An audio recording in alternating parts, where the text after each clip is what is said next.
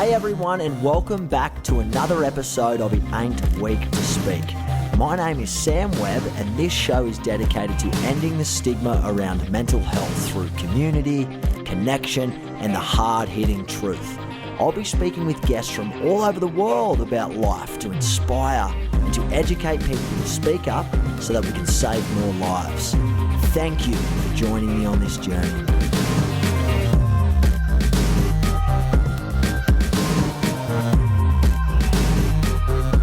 Welcome, Kate. How are you? I am good. I'm super pumped to be on this show. I'm listening to some heavy rain on my roof, so I hope you guys can't hear it. It's pouring here in Sydney today, but I'm super excited to be here. Haven't you just got off an airplane? Basically, I've just landed in from a few months over in the States. It was a particularly long flight because I'd done a few flights in the day leading up to it to go to some speaking stuff and that. But I'm glad to be home and cuddling my puppy and seeing my parents and all that stuff. Yeah. Yeah, the US flight can, it's a little bit painful, isn't it, sometimes? Especially if you're in economy. Oh, I know. I was like, the row back from business. I saw the business people like seats the whole time. And I thought I'd picked a really good seat where like I had the leg room in front of me. But then this flight was so empty that everyone else got to lie across their seats and I couldn't because my armrest wouldn't come up. And so I just was like, you had the bulkhead. Yeah. I swear every time I try and maneuver myself in economy to get the best possible economy seats, yeah, I always drop the ball fail. and fumble. Yeah. It just never gets easy. And us, like, it took me 5 minutes to make the decision. I was staring and I was like, what do I want to pick? But you know what? I always put it into perspective I tell my boyfriend, I was like, because he's over in America, I was like, if we were dating like back in, I don't know, the 1800s, it'd be like, see you in 14 weeks. Like when I get like, it's like crazy that we can get to the other side of the world in a day. That's pretty awesome. So it's amazing, especially how it works. Like you're here 1 minute and then you go on the next. And yeah, it's flying. Too much flying I find very challenging, Kate. So I hope you're looking after yourself with these long flights. I know. Well, at the moment, there's even more drama with international travel and fears and all that with what's happening in the world. So I just try not to let that get to me and focus on, getting sleep, getting my vitamins and getting water. Yeah, that's exactly right. And what were you doing? You said you were out here speaking and whatnot. Obviously, I'm in LA and talk to me. So where were you? And what were you doing out here?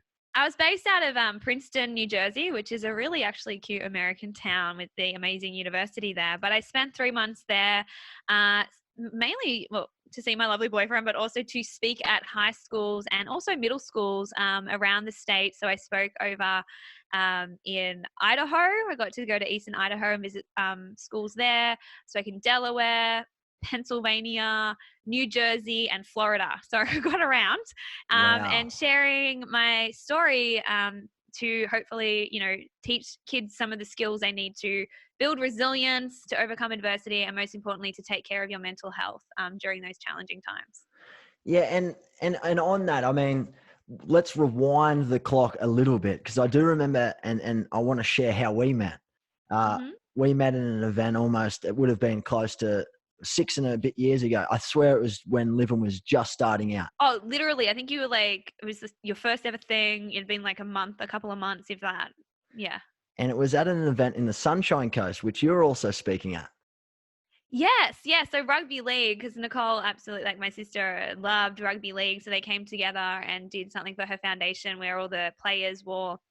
Do you remember what they wore? Those pink jerseys with her face, like the Love Heart logo on it, which was so cool.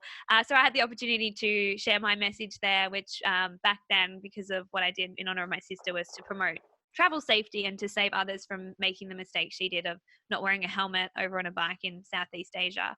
So it was a huge opportunity, but it was where, I got the first time to sit down and hear your inspiring story. And back then it would have been what you were hoping to achieve and to do and to create. And now it's super cool to sit back and see you doing exactly that. So. And likewise to you. And look how weird life is. Isn't it weird how like we met there and then you may never see someone again and then you're doing podcasts. I've been on your show and now you're on my show and then we're just spreading the love, Kate. That's the beauty of it, isn't it? Yeah. And the crazy thing is, it's, again, both born from tragedy and heartache, and where it could have been easy for us to take very different paths in response to what we went through. So it's kind of shared inspiration bouncing back and forth between us. So I love it. Yeah, and I was very lucky to be there that day. Obviously, to be around a community, but because Nicole's foundation was the flagship foundation of that evening, right, at the All Stars event, and I was very lucky to be in attendance and get a better understanding about what you've set up and why you set it up. But can we dive a little bit deeper than that? Obviously, for those people who don't know, Kate, you lost your sister in a motorcycle accident in Southeast Asia. Was it in Thailand? Yeah, it was in Thailand, Koh Samui, so a little island there. So, yeah, she was just on, your typical Aussie holiday to a place like that, just really relaxing. She worked on the Channel 9 Footy Show with rugby league. She was just one of those people you only needed to meet once, and I honestly still get people to this day be like, I met your sister once, and oh my gosh, she just lit up the room. Like, she was that kind of girl with just that spark for life and just taking that well-deserved holiday. And I remember looking at her photos on Facebook, and like, she just posted up like traveling so good for the soul, and she was just relaxing on the beach. And I remember thinking, oh my goodness, I just want to go on a holiday too. So to wake up to that call on the 20th of October 2012, 3:37 a.m. I'll never forget the time, just with mum's panicked voice telling me she's been in a serious accident and like, pray to God she survives, because she was rushed into surgery. That moment just rocked me in the biggest way, and life has never been the same since, because a few hours later, unfortunately, we found out she didn't make it through, and just like that, everything I thought I knew about the world and about life and everything shattered in that moment. Yeah, wow. And I cannot sit here. I wouldn't have known what that impact would have felt like, and yeah, it's life changing, isn't it? It's absolutely life changing, because I mean, getting that call the morning of, and do you have any other brothers or sisters? Or is it just so you I've and got Nicole?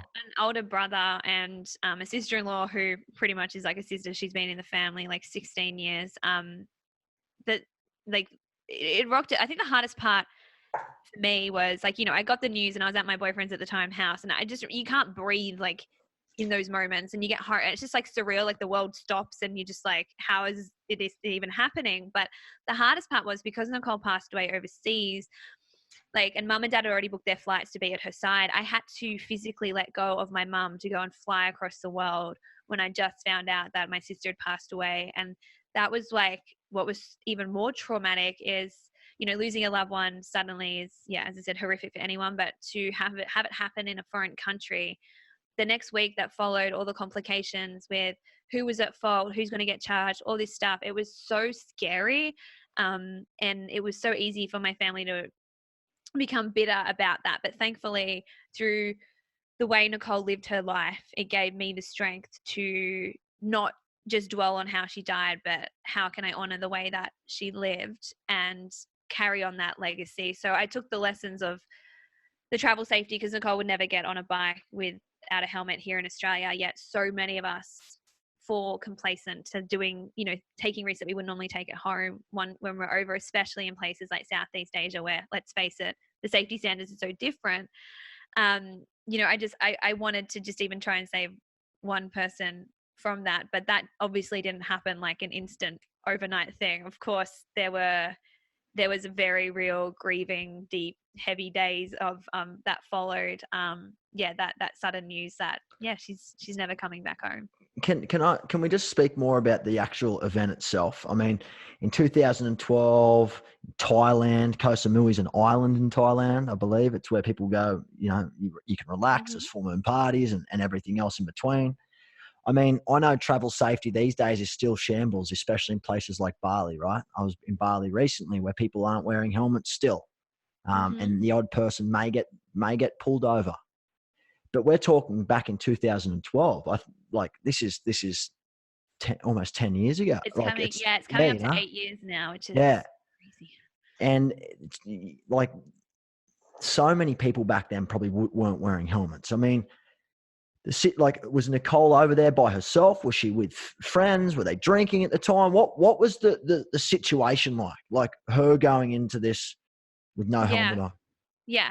So she was with her partner, Jamie, and they'd done a lot of riding around the island and had worn the helmet literally every other time. I remember Jamie saying that to us, and we're like, oh, yeah, whatever. But then I saw photos, and yeah, she always had it on. But they'd just gone for a quiet dinner, literally 1 kilometer down the road from where they were staying. And I don't know, really, like, I wasn't there, so I can't say it. But from what I've been told, it was like just had the quiet dinner. They were a kilometer away down from where they were staying, and Nicole was wearing like a really nice little dress, and probably like I know what Nicole's like. She always looked beautiful, did her hair and makeup, so she probably was like, I don't want to, put a big ugly helmet on and ruin it, and that kind of thing. So I think they've just jumped on the bike with the mentality that every human being tends to have, and we'll be right, it won't happen to me kind of mentality of like, we're just a kilometer down the road, and got that little bit complacent. And they were literally turning into the driveway of their hotel when another local rider was kind of speeding up along the wrong side of the road, and rather than overtaking on the outside, he tried to cut them off on the inside when they were turning right into the hotel, and just completely blindsided them. So Nicole was actually on the back of the bike and Jamie was on the front driving. He barely got a scratch, but Nicole unfortunately pretty much took the whole impact. And the craziest thing happened a couple of years ago. I did an article for one of the news places about travel safety, and I had someone reach out to me, and it was actually someone who then ran over and laid with Nicole until the ambulance was able to get there. And she said she'd always wondered what had happened to Nicole, and then she figured out, like, when she read the story, and that was like 6 years after the event. And so that was a very raw, real moment for me. I ended up reaching out to her and wanting to talk on the phone. It actually gave me some peace to know that someone was there with Nicole during some pretty horrific moments for her. And I don't think Nicole was really with it, but that was just a crazy occurrence that happened. But the other thing that always sits in the back of my mind is Jamie was riding along and he said to Nicole, do you want to get ice cream? And she giggled and she goes, no, you're chubby enough. And so they turned into the hotel. But now I take it as you should always get ice cream. When you're asked, always get ice cream. But it's those little split second decisions that seem so minute, so doesn't matter, like, oh no, I'm gonna wear a helmet, like, just little things that literally end up changing the rest of your life or ending a life. And yeah, it's still like 8 years on, and I still have days where I go right back to the day of finding out, and just in small little ways. And for me, most especially, as news comes in or something happens and all I want to do is run to my big sister, and then it's still like that pang hits you of like, nah, she's not going to be there. So yeah, it's rough. And unfortunately, I'm sure so many listeners who are tuning in can relate to that feeling big time. Totally. And it's just like, as I said, I was in Bali recently and I see people driving around with no helmets all the time, people being in accidents, and like, I don't have the facts or stats. Is there a certain stat in Southeast Asia, how many Australians are dying every week? So on average, we're losing an Australian tourist in Southeast Asia every 17 and a half hours. So it's crazy. 17 and a half hours. So more than one a day. Yeah. So one they're not Australian. entirely accidents, but a high percentage of them are accidents. One Australian, like every 17 hours. And then you don't hear about it though. Like, where do you hear about this? It's very, very rare. Like, my brother's been in a motorcycle accident in Bali, and he was very lucky to survive, which, I'll explain maybe a little bit later. But because it is almost so often that you just don't really hear about it unless the ones that make the news are the ones that aren't covered by insurance or don't have insurance. And so the GoFundMe page, and then they try and raise awareness. But otherwise, it's such a normal almost occurrence over there. And Thailand have the second deadliest roads in the entire world. And while Australia's number 162, like, you were literally like it's 6.5 times more likely to end up in a fatal accident over in Southeast Asia than you are here in Australia. Wow. Yet in a mind like of any young tourist who's about to go to Bali, it's like, oh my gosh, yes, let's get on the bike. And it's like, if you wouldn't do it here in Australia without a helmet, please, for the love of God, don't go and do it in a country where you're actually 6.5 times more likely to end up not just in an accident, but a fatal accident. And that's what really fired me up in the weeks after losing Nicole, when I am just sitting there and I'm like, how many other poor families have suffered this pain, this exact shock of like, especially on a holiday, like they're supposed to be the best times of your life, not the times it's going to end your life. So I was like, and then when I saw like these statistics of just how many tourists are being killed and how dangerous the roads are, I was like, oh, if only Nicole knew the stats. Like she never would have gotten on that bike, or if she'd heard a story like her own, she would have been telling me like, don't do that. That's dangerous. Like she didn't even go see the elephants in Thailand because I think an elephant had like recently whacked someone at Taronga Zoo or something. Like she had placed that. She's like, no, mum, I'm not going to do that. Like they're not always safe. But no one had really properly educated her on the dangers and just how often tragedy striking on these roads and how, so I was like, I can't bring her back, but I can use my voice to hopefully bring more home safely in her honor. And that's kind of what really fired me up though, was seeing those statistics. And so many people say, oh, it's just the way it is. Like, Aussies are just going to lose their minds over there. And I'm like, yeah, you know what? Like I always love the quote of like, just because, you can't save everyone doesn't mean you shouldn't try and save someone. And that's what it's all about. Just one life. I would have given anything for someone to have sat my sister down and taught her those lessons, so she would have been coming home safely. And I was determined to do everything within my power to do the same for everyone else out there. Well, I can tell you right now, Kate, you have, and you've done that unquantifiably numerous amounts of times for other people in their lives and potentially their friends or their family. And it's what people are taking away from these sessions and hearing you speak and the impact that this has had on your life and your family's life. You, as you said, you do all of this and just to save one person's life or, obviously to get your sister back. And these things are still happening. People are still riding with no helmets on. People are still getting in accidents. People are still dying on roads in Southeast Asia, Bali, Thailand. And it's, as you said, it's those one split second, especially when countries like Bali or Thailand, they're not really governed by laws, so to speak, so much when it comes to driving on the road or alcohol and everything else that may be included in this too. So just going down to the shop to grab a drink, or just going down there to transfer money, or I'm just going down there to pick up a friend, could be the last time you're ever going anywhere. And that's the reality that that you're instilling in people's lives when you're speaking and delivering your program to people all over Australia, especially in high schools. And I think the powerful thing about my presentation is I actually have video footage of Nicole's accident and then a very real recount of Jamie sharing exactly what it was like to make that phone call to my dad to say, your daughter didn't make it. Like, and that just makes it so real for kids to see, they're just driving along, bang, out of nowhere. Like Jamie wasn't doing anything wrong. They weren't drinking, and all of that. And then just to, you see so many, because they're like, you won't get through to teenage boys. Like they're teenage boys. But I literally have them moved to tears, hugging me, going, that was so powerful, so needed, because they can see, like, they've probably got a girlfriend by that age and things like that, and putting themselves in Jamie's shoes and what it would be like for someone that they loved or cared about, like to have to go through that is just as horrific. So that was like where I just try and be real with them, and I really open up and share my family's journey in a very real and somewhat confronting way. But they need that. I'm like, if I can make them feel 1 hour of heartache where they're like traumatized for an hour and they're like, but that saves them from making that from stopping them from making that split second decision to get on a bike. Like I want to change the mentality to like, oh, it's so cool, like you're not wearing a helmet. It's like, you're an idiot to not put a helmet on or to even get on that bike, because didn't you hear about that poor girl and her family? And I'm not doing it. And that's why I started like a helmet pledge. Like truthfully, my main message is like, I think the roads are so unpredictable and the helmets are so not that great over there that the most powerful choice you can make is another form of transport, from like a tuk-tuk private driver. There's even like a version of Uber and that over there, or we have legs. It's called walking. But if they still want to make that choice, at least put that helmet on and feel empowered that they're taking their safety seriously no matter where they are. And they can feel, it's not mum and dad lecturing them, trying to like, wrap them in cotton wool. It's just being real about the reality of our world. Like these countries, they don't have those rules in place, and it's not because they care so much about you that it's going to let you run. It's like they just literally, they don't.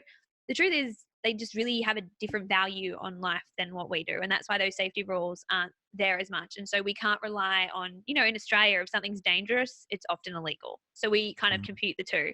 If you're able to do it, it mustn't be that dangerous. And we take that same mentality over there and we're like, oh, we're able to do it. Like, so it mustn't be that bad. But the truth is they just have, very different safety standards. And I couldn't go over to Thailand or to Bali and start going, hey, you should, change the way you are and change your culture and put all these rules in place. No, that wasn't going to work. But I realized I could change the mentality that we're taking over to these places. And the truth is I can't stop everyone, and there's going to still continue to be accidents and tragedies, as much as I hate that. But I still at least know that I've contributed in some meaningful way. And I've heard stories from kids saying, when I was over there, I was telling my friend and I made a different decision. And one woman even told me how her niece was saved from, like, she didn't go on the bike because she'd seen my presentation. Her friend went on the bike and ended up breaking like her jaw and her arm and that because she was in an accident.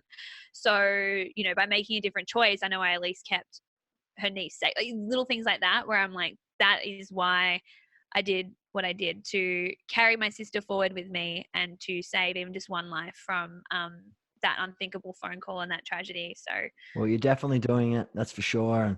And, I'm very sorry to hear about what happened, but you're doing all you can now moving forward to put positivity back in the world and to try and save other people having to go through the same heartache that you and your family have been through.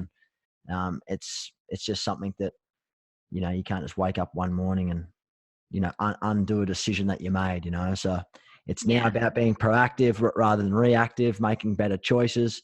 And on that note, I mean, as a human, as Kate, when news broke out and you were, all hours of the morning, and this is what, unfolded, and, your sister lost her life.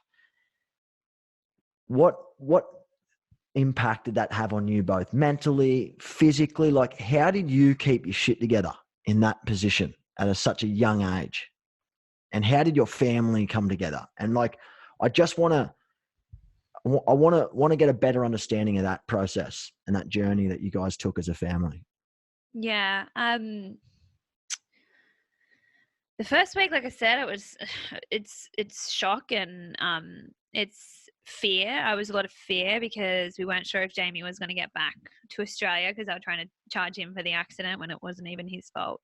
For me, it was a lot of hours spent on my bathroom floor because Nicole and I got ready in the bathroom together every morning. So that's actually where I feel closest to her. And to this day, we still have some of like her makeup bag. I just have little things in the bathroom down stairs where we used to get ready, because I really feel a connection. We've had some of our deepest chats there.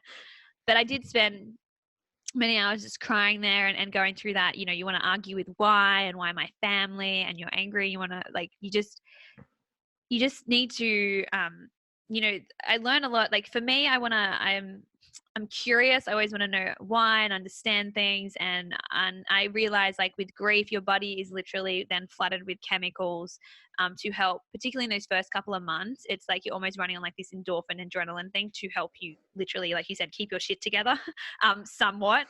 So it was just like, it's literally like the waves, like you have the breakdown, but then when you have a big breakdown, your body's really like, it's hit with like endorphins to be able to give you the strength to pick yourself back up. So I had a friend who was a nurse I was really close to at the time, and she really has been around a lot of mortality and grief. So she helped me understand what to expect and things like that. So I think the best thing I did for myself is I felt my feelings. I wrote a lot in a journal. Because sometimes you don't want to necessarily speak to someone that feels inclined to try and make you smile or feel better. You just want to like get the emotion out. And so I always felt safe in like this journal where I could just write everything I was feeling and just process that. So that really helped a lot. And then for me, I did go and see, like, my dad's work got us like a counselor straight away. So I went to those sessions and began talking it through. Nicole had an amazing community of friends. We all came together and, celebrated her life with an amazing memorial and things like that. But a big thing for me was honestly Pinterest. And the reason I say that is I started a Pinterest board, and it was called Strength of the Heart.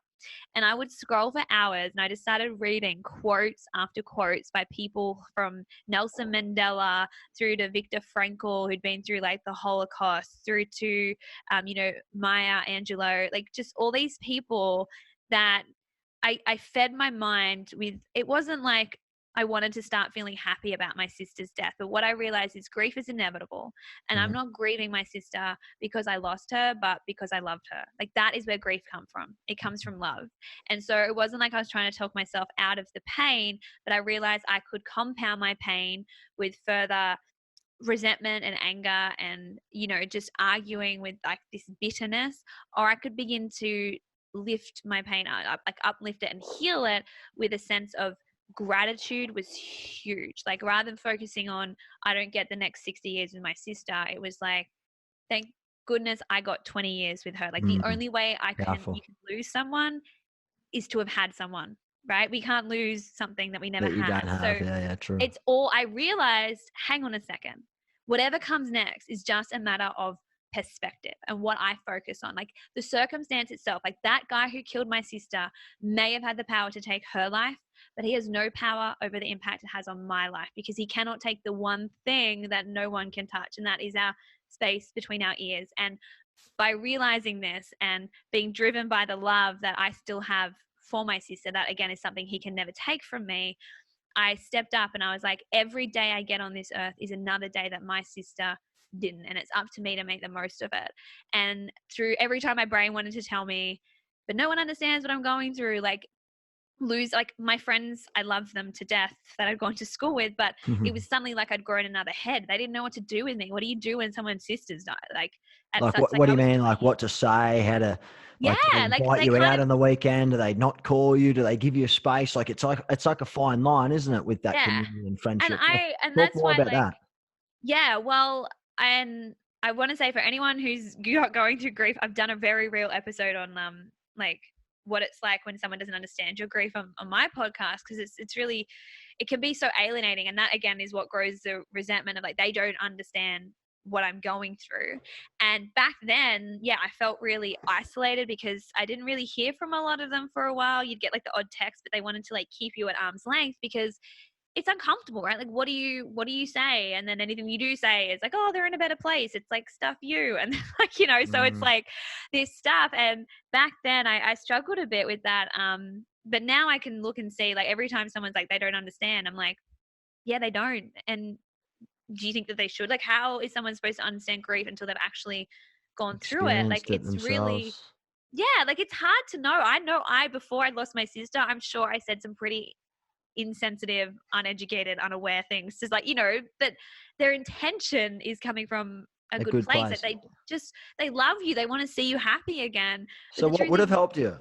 So from a friend, let's talk about this community that you had of amazing friendship circles and mhm, everything else. What could someone who's not aware, that has never really dealt with trauma, because there's a lot of people listening that have probably never dealt with with serious trauma or losing yeah. a sibling or a family member, what would have been the best thing for someone to do in those times for you, who hadn't come from a place of understanding? How could Yeah. how could they best give you comfort and security and safety and love and all that? What can they do? Yeah, I think the first thing is to reach out, and not like little things I've noticed, like when someone's in deep pain, like they've just gone, yeah, the news that they've lost someone that they love or something like that. Um, Even just little things, like rather than saying like, hey, how you going? It's like, hey, how are you going this hour? Like, making it specific, because it's just like when you're going through something deep, it's like hour by hour you make it through each day. And so I think that is like, let's just focus in on this moment, this hour. Like, how are you going? You doing okay? I remember my friend, um, Lindsay, she was just like a guardian angel for me. Like, then that, pretty sure it was that morning, she ended up coming over and I opened the gate, and I'll never forget. It was just, she was standing there with 2 coffees and just her arms wide open. And she wasn't scared to sit with me in my pain. And so now I call it like holding the space for the pain. and, you know, allowing that person to be in deep pain and knowing that they don't need you to fix them. Like, they just need you to be with them as they feel that, and to not feel alone. And people are like, I don't know what to say. You know what? You don't need to say anything. Like, when someone's like, and that's actually something I've passed along as advice, is be honest with that person and say, you know what? I I don't know don't what to know say. what to say right now. I'm so, like, I want to be here for you. I love you so much, and I'm in pain for your pain. I don't know what to say. And like, for me, it was like, oh, thank goodness, because anything you probably said would have probably just not have helped anyway. But when someone's being real with me, that they're like, and I can see they're like feel uncomfortable, but they're still willing to show up and hold the space for my pain. Like, that is so powerful to someone. And I think as well, like, remember this person that you love, right? Like, I think it's like, I haven't changed, like, a lot about me has changed, but at the end of the day, I'm still a human being, and I'm still going to take a moment, like, to want to, you know, have a bit of a laugh or just talk about things as well. It's not like, It's but all then doom and gloom and like it's touchy yeah, like, subject and everything else yeah. in between. Like, oh, I can't talk to them and that. I can't try and crack a joke or tell them something funny because this is not the right time. Like, I get what Yeah, you're like, it's saying. like, and I think, and I mean, it's down to, that's the other thing to remember, like, it's a very unique journey, grief. So I'm not Mhm. saying what I say stands for everyone, but for me, I really appreciated when someone was just able to give me, like, you know, a bit of comic relief. You know what else saved me, which is so funny that I think about it. You'll know what this is. Any Americans, but I have no idea what you're talking about. Summer Heights High. Mhm. I watched Mhm. that All right. nonstop because of the comic relief. I just wanted to find a way to laugh again and And a to have a bit of release.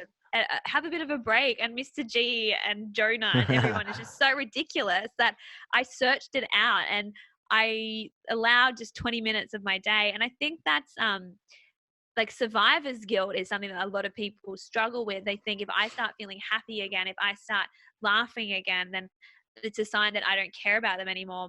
But I believe it's the exact opposite. But you will be willing to show up and make the most of your life. That is a way of honoring them so much more.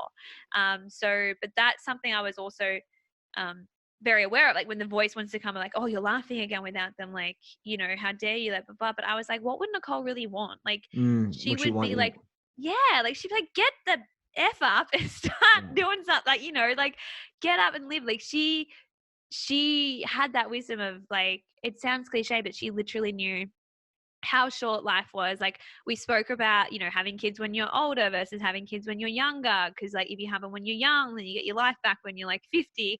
And she's like, but what if you don't live that long? And I was like, Mm. what do you mean? Like, I'm living till I'm 8. I'd never thought about that. But confronting my own mortality at a young age is one of the best things that's ever happened to me. It has humbled me. Having peace with it. It stopped making me take myself so seriously. I'm like, we're all human beings, no matter how much you do or don't achieve in this lifetime. We all go to the same, like, so Yeah. just, I think that's one of the biggest things our society, we're all trying to take ourselves way too seriously these days because everyone can judge us thanks to social media constantly. But I'm just always reminded that, yeah, like, I get no say in how long I'm here for, and I certainly don't want to spend so much time trying to prove myself by going 100 miles an hour and not really taking the time to be kind, to appreciate, to hang out with family and friends, and then, you know, turn around. It was like, what was that even all for? Because at the end of the day, people aren't celebrating, you know, what you achieved, but ultimately, yeah, the impact you had on their life and how Yeah. you made them feel when they were around you and things like that. Amen to that. And that's very, very important. And I think that, yeah, I mean, both of us, you know, we've sort of changed, our life's changed once something bad has happened or a traumatic experience has happened in our life for us to sit up and, like, our blinkers go, okay, now it's time to do something, Mm. um, to make a difference, to channel that pain as something positive, to make a difference in other people's life. But how can we inspire everyone to take a proactive approach rather than waiting for something like losing your sister or losing a friend to do something great for the world? That is something that I try and ask myself every single day. You know, you hear so many amazing stories, so many people doing so much good for the world, but it's generally started from a very sacred, special place. How can we start doing things from a very sacred, special place without having to go through the Go through pain? the Or do you trauma. think the trauma and the pain is necessary to be able to do something like this? That's a good question. And I'm sure there's probably studies that show it both ways, because I really know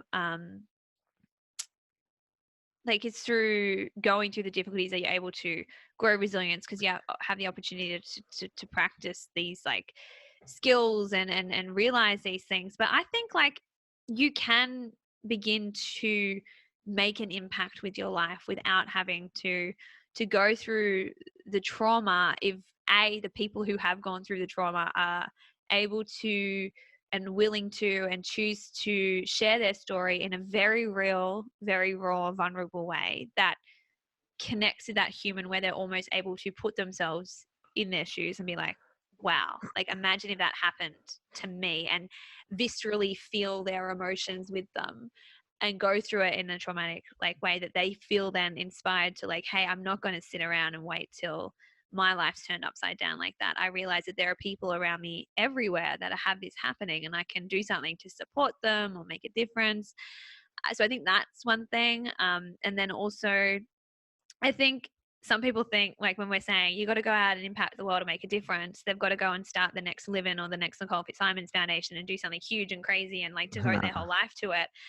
It's a simple everyday little acts of kindness which actually ripple through the world to create a better place and to Very important change point. someone's days. Yeah. So, Yeah, it's very as important. simple as slowing down and just like, I just love having a chat to my baristas at my cafe. I don't know what kind of day they're having, or, just being like holding the door open for someone with a bit of a smile. And, that person could think like everyone's an asshole today. No one cares about me. You don't know the impact you've had just by holding that door open for them. Definitely. And so I think it's like, you can change the world through those small but meaningful acts of kindness, and remembering like, hang on, the world isn't revolving around me. There's 7 billion other people in this world today, and they're all having a day. We're all having a day, And we're all human. And so and everyone's human, yeah, and that's just, I think if we can kind of show them like, hey, this is a bigger example, and if you want to go after what I'm doing and do it, like I get that all the time, I'm sure you probably do too, like how do you start what you did and blah blah blah.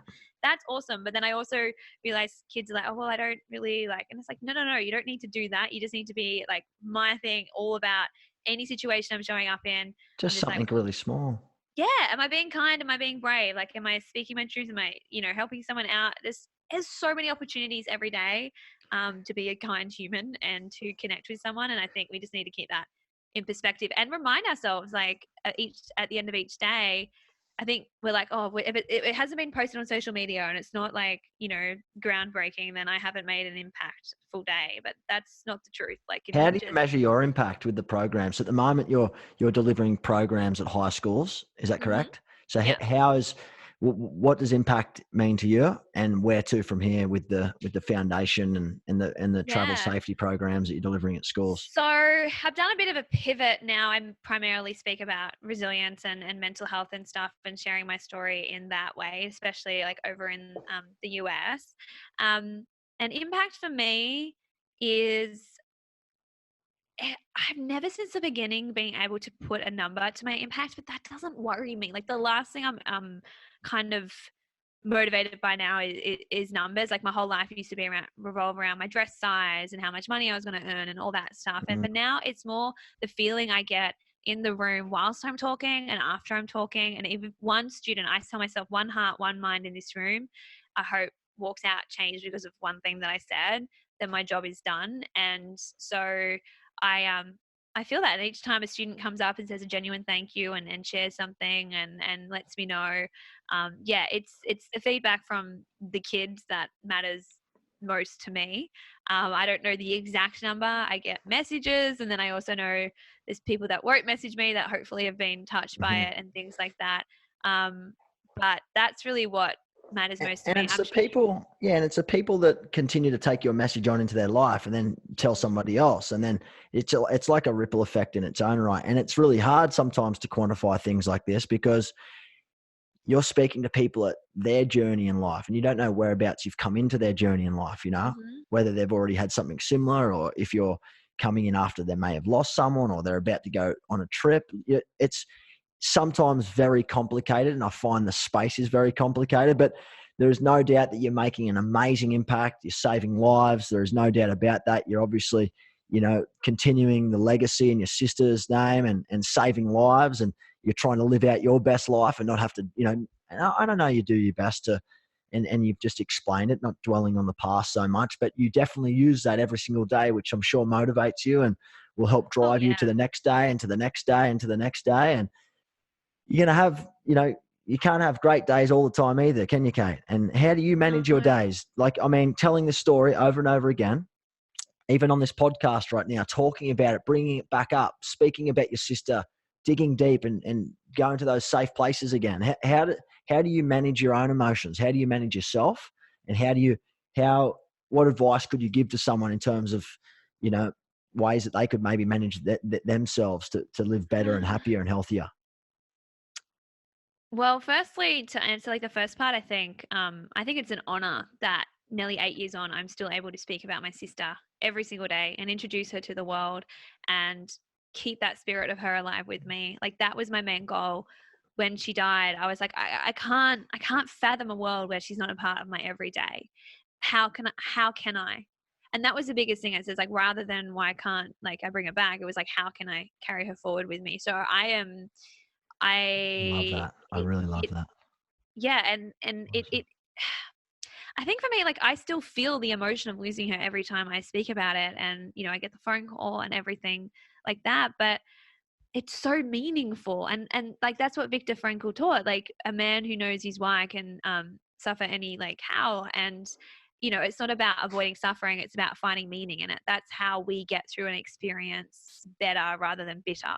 And I think that's for me. It's like I'm not happy my sister died, but I found my purpose in it, in my pain, so it wasn't in vain. And the beautiful thing is every single one of us gets to make that choice. What are we going to make this bad thing mean? That is up to us, because the things happening outside of us, they don't have power over us. It's in our thoughts and our meaning and interpretation that we bring power to them, and that's going to determine the impact. And so I think we can't really tell why things do or don't happen. We can't perfectly predict the future, but where does that leave us? With a choice. And why not choose to see the most unwanted, painful, horrific things in your life as not just out to ruin your life, but as an opportunity for you to find some sort of meaningful purpose in it, so you can contribute, can connect, and just be there for other people in this world with more depth and understanding, because you understand what it's like to suffer. So I like my kind of saying is like, not every day is a good day, but there's something good in every day, and it's up to us to look for it. And I think that's how we get through some of the tough times of being human, just with an open heart, and just give up the idea that the purpose in life is to be happy. In the sense that, then if we think life is all about being happy, the second that we're not, we think something's gone terribly wrong.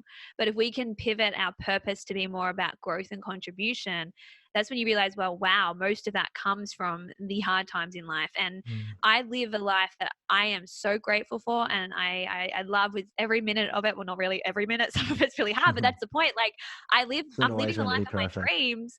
But it's also, I am uncomfortable at least 50% of the time. I'm, having to do things that require not happiness, they require like determination, courage, bravery, Being out of which your means, comfort zone, stepping out of that yeah, comfort zone, trying new things, being vulnerable and all that. But 100%. I It's not think, easy. yeah, no, it's not easy. But I think a lot of what you're saying is also comes from a lot of training and a lot of, mindset work, which I know that you've done and I know that you do every day. And I think going through a traumatic experience like you have, and, I could relate in my own regard, is you're almost forced to train your brain to deal with emotions so that you become better equipped to deal with other problems that arise, so that therefore your perspectives change. I think a big part of everything that you've said is about how you view things, in trauma, in a good day or a bad day. what is something that a key contributor or a key takeaway that you can bring out of that to better move yourself forward in a positive way rather than something negative and something that's detrimental to your health and well-being. And I think it all starts with perspective. But unfortunately, and I'm sure you'd agree with me when I say this, not everyone is like you and I. Not everyone has a very open mind where they can easily, look at something that's negative and then try and look at it and say, hang on, what is this teaching me, rather than why is this happening to me? It's a very simple, hang on, what is this teaching me?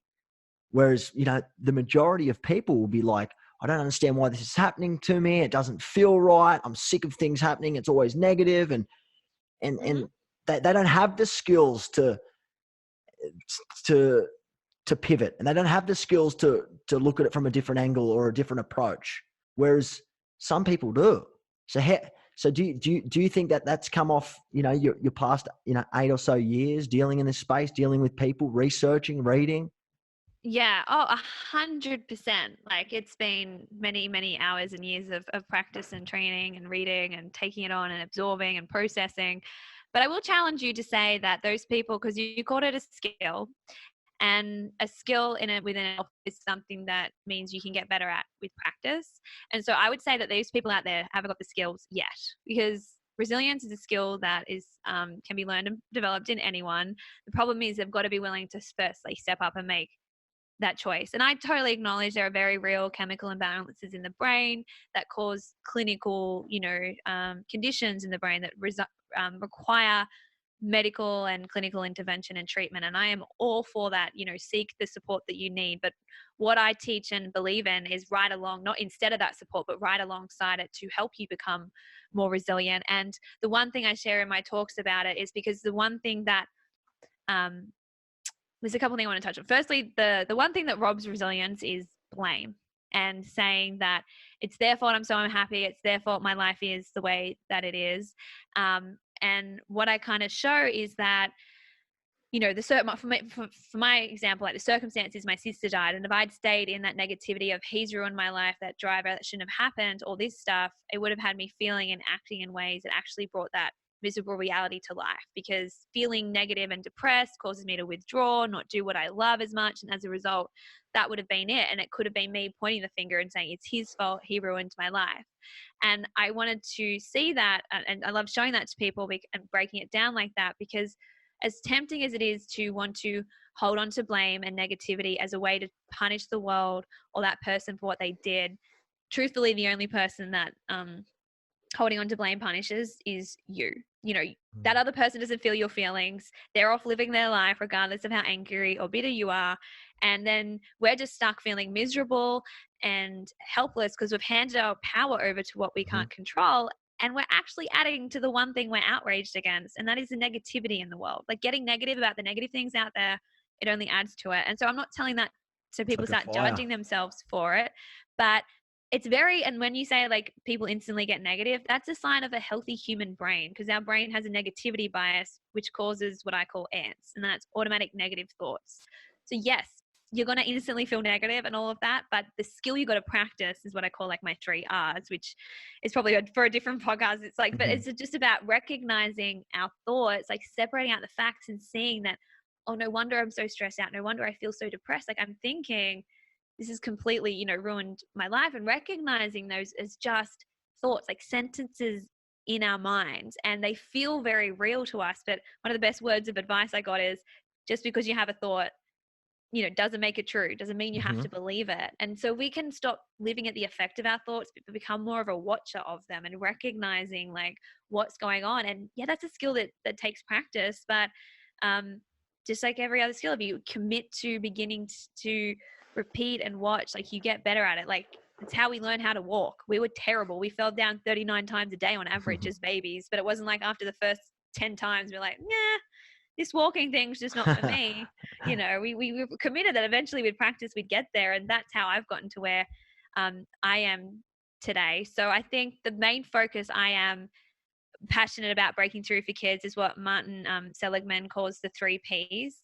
And that's what causes helplessness in the face of adversity, is the the perspective that revolves around the idea that it's permanent, like it's always going to be this bad, my life, like the idea that it's pervasive, like this one thing, like that one breakup has now ruined your entire life and there's nothing good about your life. And the idea that it's personal, like the world's just out to get me, bad things only happen to me. And so through my work, I show youth how none of those are actually factually true. And I show it in different kind of ways that kind of bends their minds a little to realize. And then I teach them my strategy. And so my mission in life now is to teach those 3 R's to as many people as I can, and then continue to provide the support and inspiration they need to keep practicing, keep picking themselves back up with every meltdown, because we all have them, and recognize that the meltdowns are a part of being human as well. And it's all okay. They absolutely are a part of life. And that's the beauty of life. It's never perfect, and it's never always bad, and it's never always mediocre, and it changes quite fast. But you know, obviously, Kate, we could speak for days. There's a lot of things we have in common. You're doing amazing work in the world. How can people find you? Where do people go to learn more about the work that you're up to? Where to from here? Sure. So for my resilience presentations and my online coaching for youth, you can go to katefitzsimons.com. So that's FITZ. I'm glad I'm back in Australia and can say Z now instead of Z. FITZSIMONS.com. And also on my Instagram account, I'm very active on there daily, posting up some coaching and mindset stuff. So that is at Kate Marie _Fitz. So yeah, I'd love to connect with you guys, or if any of you want to ask me any questions or even challenge me on some of my ideas, you know, I'm all about that. I love deep discussions, diving in, and just continuing the discussion of mental health, because as I am wearing, it ain't weak to speak. So thank you so much for that. No, I appreciate you coming onto the show, Kate. You're always a light. You're doing great things for a lot of people. I think you've got to be proud of what you've created and the life that you're living. I think there's a lot of lives that you've changed for the better, and I think there's a lot of great things that are going to happen for you in your future. And I'll include all of this stuff in the show notes, so everybody can dial in and follow you. They can locate you. I'll also probably pinch a few takeaways from you and hand them out once we get the Facebook group up. People will be able to speak more after the podcast and the Facebook group, where we can share more. We can give out some tools, techniques, strategies, any handouts that you may give out at schools or workplaces that people could benefit from. So I appreciate your time. It's been a pleasure speaking with you. I appreciate your support. And I just want to say good luck. Keep up the great work. And we will speak very soon. Cheers. And thank you for everything you're doing in the world, Sam. It's so needed and it's making a difference. So an honor to be here. Thank you. It ain't weak to speak. Thank you very much, Kate, for being on the show. I appreciate it.